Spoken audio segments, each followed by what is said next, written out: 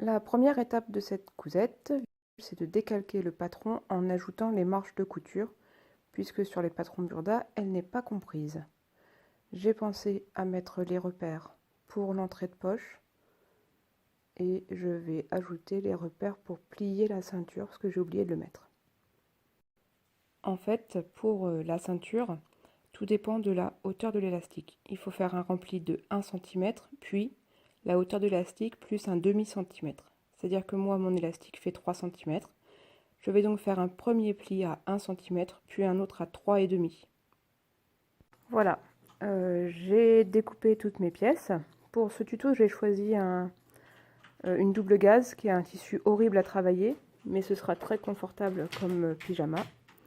Donc je note, parce qu'il n'y a pas vraiment de sens, je note l'endroit de l'envers.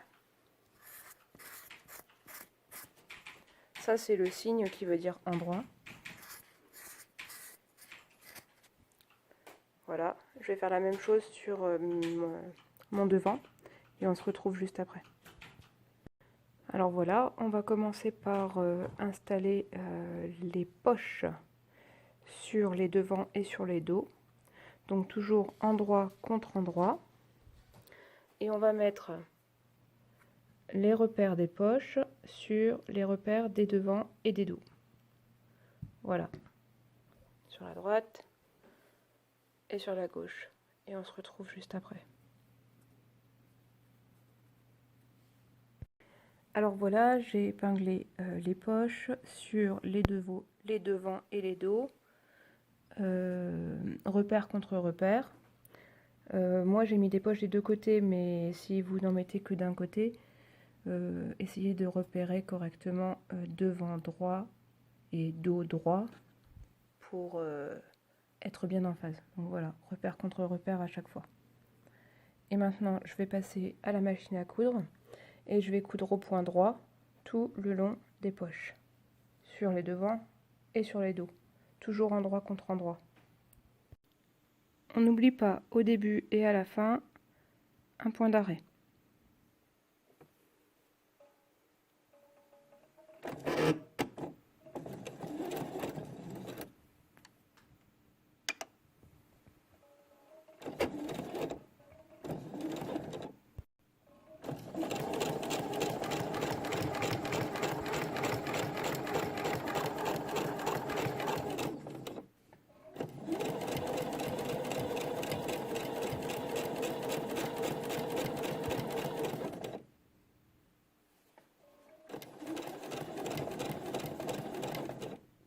Voilà, j'ai fait toutes mes piqûres à 1 cm le long de la poche, sur les dos et les devants.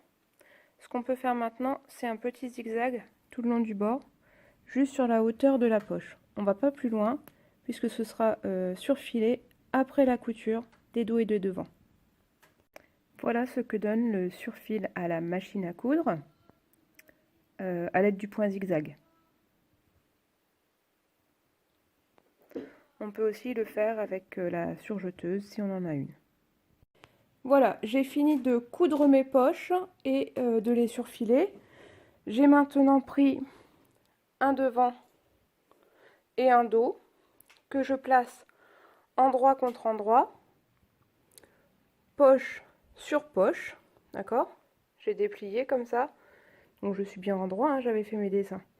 Endroit contre endroit, poche sur poche. Je vais bien épingler et on va venir coudre tout le long là à 1 cm jusqu'au repère. Vous savez, on avait des repères tout à l'heure de fin de couture ici, là. Ensuite, je redescends et je continue à coudre à 1 cm tout le long de la poche jusqu'en haut et je vais redescendre jusqu'au repère qui doit être là. Voilà. Et je remonterai jusqu'en haut. Voilà. On va venir coudre donc tout le long à 1 cm en remontant jusqu'aux encoches et en descendant jusqu'en bas du pantalon. J'ai oublié de dire que sur un coton classique, il faut bien sûr venir repasser la poche ouverte. Comme ça. Hop. On repasse pour que ce soit bien à plat.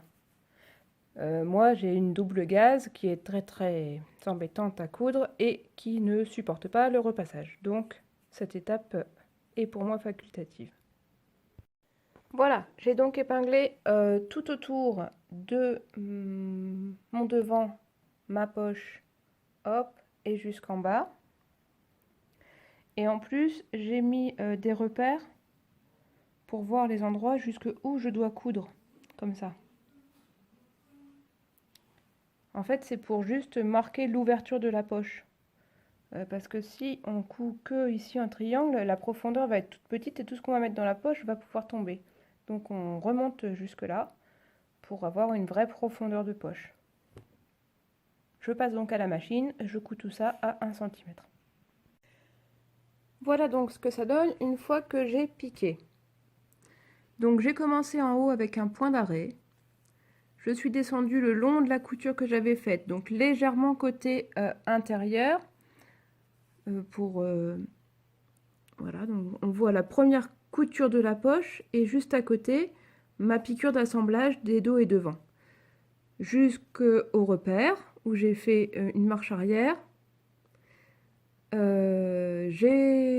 Pour renforcer le point en fait, j'ai planté l'aiguille, j'ai retourné tout le tissu sous la machine, comme ça. Et je suis revenue jusque là, le haut de la poche. Et ensuite, j'ai de nouveau planté mon aiguille, tourné le tissu pour pouvoir faire toute la couture de la poche, comme ça, jusqu'ici. On voit aussi ici le point qui a servi à assembler la poche au devant. Hein. Donc j'ai cousu légèrement vers l'intérieur du short. Hop, jusqu'au repère qui est là. Et là, de nouveau, j'ai planté mon aiguille et j'ai tourné mon short pour repartir dans l'autre sens, ici. D'ici, hop, jusqu'en bas du short. Et point d'arrêt pour terminer. Maintenant, comme on a fait tout à l'heure, on va venir faire un zigzag tout au bord et au bord des poches, comme ça. Un zigzag pour empêcher que ça s'effiloche et pour renforcer la couture de haut en bas ou de bas en haut, hein, peu importe, un point zigzag tout autour. Alors moi, pour aller un peu plus vite, je vais le faire à la surjeteuse, mais sinon on fait un zigzag comme on avait fait ici, c'est très bien. Voilà, donc tout compte fait pour mon surfil, j'ai choisi d'utiliser aussi ma machine à coudre en faisant un point zigzag comme tout à l'heure. Alors vous voyez le problème de la double gaze, c'est que ça gondole, c'est... Bon, c'est pas grave. Il faut aller tout doucement dans les arrondis de la poche, autant pour la couture que pour le surfil. Il faut aller doucement, quitte à relever un peu le pied de biche pour faire tourner un peu le tissu au fur et à mesure. On prend son temps pour avoir un travail joli. Et comme pour la couture, au moment du passage des angles, eh bien, on plante l'aiguille et on tourne le tissu pour repartir sur l'autre côté. Voilà. Là, j'ai ouvert une des jambes. C'est ma jambe gauche, si je me souviens bien. Donc là, j'ai mon dos, où on voit la fourche va assez loin. Et de ce côté-là, j'ai le devant. La fourche va beaucoup moins loin. Et on a la poche, ici, dans la couture. Voilà. Ce qu'on va venir faire maintenant, c'est coudre l'entrejambe des deux jambes, justement. Donc le côté devant sur le côté dos, et on vient épingler et piquer ici à 1 cm. Voilà, j'ai épinglé tout du long et on voit que en haut, les angles n'étant pas les mêmes, l'important c'est qu'à 1 cm du bord, les deux tissus soient bien jointifs. On s'en fout qu'ils soient exactement jointifs au bout du bout, l'important c'est qu'ils soient jointifs à 1 cm. Donc là, si je mets au bord, on voit qu'à 1 cm, j'ai bien mes deux tissus l'un sur l'autre. L'étape suivante a été, comme vous pouvez vous en douter, de surfiler tout le bord avec un point zigzag ou à la surjeteuse. Voilà, on l'a fait pour la jambe gauche, maintenant je fais la même chose pour la jambe droite. Maintenant que les deux jambes sont cousues, on va les assembler entre elles. Et pour ça, il faut en mettre une sur l'endroit et la glisser dans celle qui est retournée sur l'envers. Je le fais et je vous retrouve. Voilà, j'ai mis une jambe sur l'endroit et maintenant je vais la placer dans la jambe qui est sur l'envers.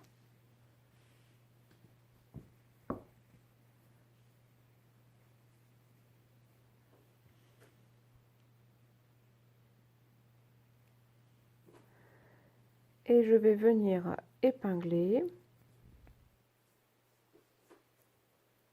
toute la fourche. Je vous retrouve juste après. Pour l'instant, j'ai juste mis une épingle en haut du dos. Je vais en mettre une là où se croisent les fourches vraiment, enfin le milieu du vêtement en bas. Et j'ai déjà mis une en haut du devant. Voilà. Donc l'endroit des deux pièces se trouve l'un contre l'autre. La jambe droite et la jambe gauche. Endroit contre endroit. L'une dans l'autre. Voilà. Je continue à tout épingler. Voilà le résultat de mon épinglage. Hop, j'ai épinglé toute la fourche du milieu du dos jusqu'au milieu du devant en passant par l'entrejambe. Voilà, vous voyez, j'ai une poche ici, le poche de l'autre jambe est à l'extérieur, d'accord? J'ai bien mes deux tissus endroit contre endroit et j'ai épinglé toute la fourche. Voilà. Maintenant, je vais coudre à 1 cm et je vais surfiler. J'ai fait attention, bien sûr, à épingler l'entrejambe bien couture contre couture et en mettant une marge de couture dans un sens, une marge de couture dans l'autre sens pour pas que ça fasse de surépaisseur après au niveau de l'entrejambe quand tout sera terminé.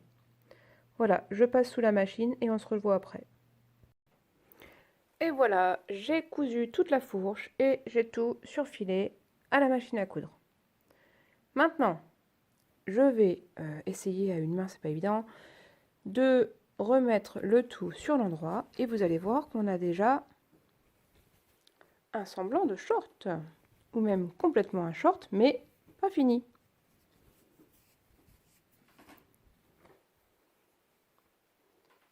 Hop.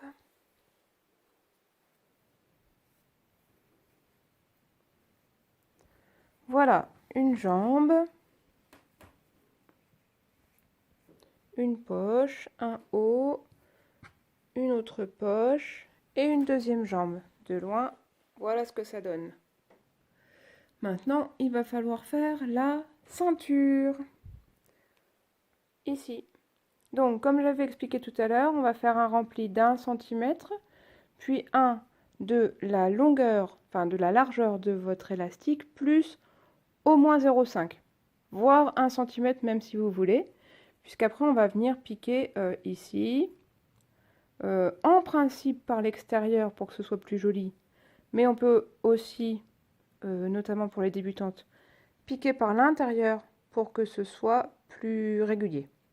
On va donc piquer à quelques millimètres et il faut que l'élastique ait sa place, plus un petit peu pour jouer, pour glisser, pour que ça puisse coulisser convenablement. Voilà, donc je crois que le mien fait 3 cm, je vais vérifier ça tout de suite.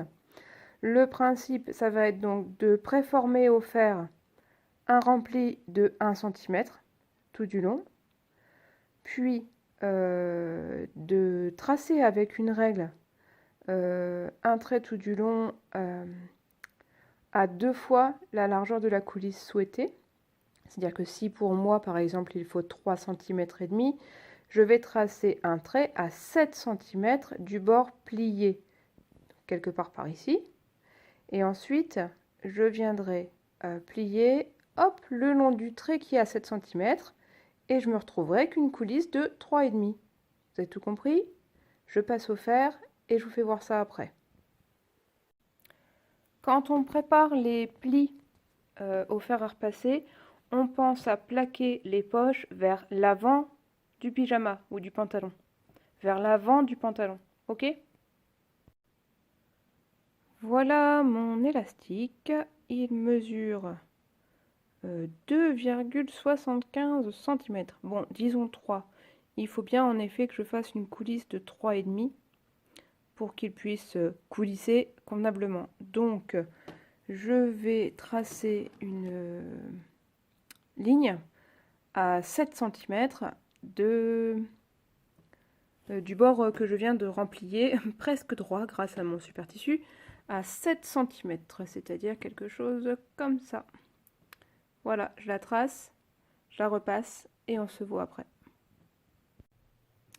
Voilà, j'ai tracé une ligne à 7 cm du bord que j'avais replié.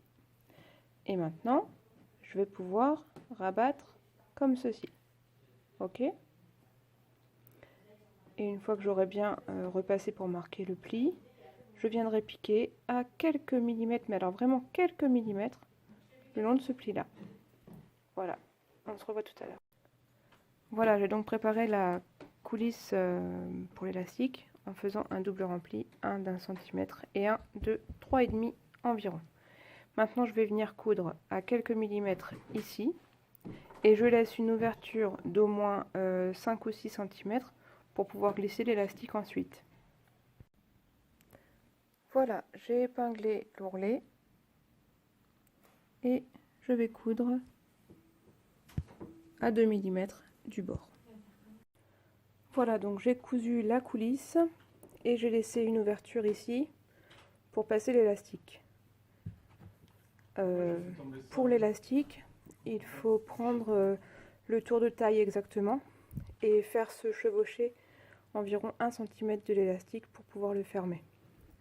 Une fois que l'élastique sera glissé à l'intérieur et fixé, on pourra refermer le reste de la coulisse. Pour l'ourlet du bas de jambe, c'est le même principe. On fait 2 fois un rempli d'1 cm en bas de jambe grâce au fer à repasser et on vient piquer à 1 mm.